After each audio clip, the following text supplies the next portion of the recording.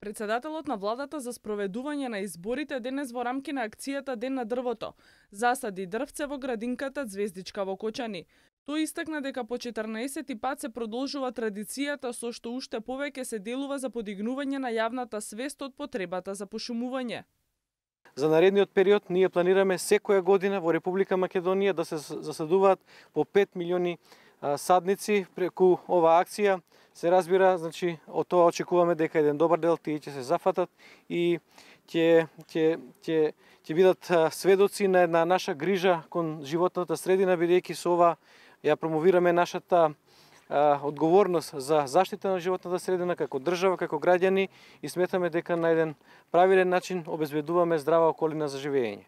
Дрвце во дворот на градинката Звездичка засади градоначалникот на Кочани, кој информираше дека акцијата во ова подрече денес нема да биде масовна поради снежните врнежи вчера и во текот на ноќта, но ќе продолжи ќе биде спроведена во целост.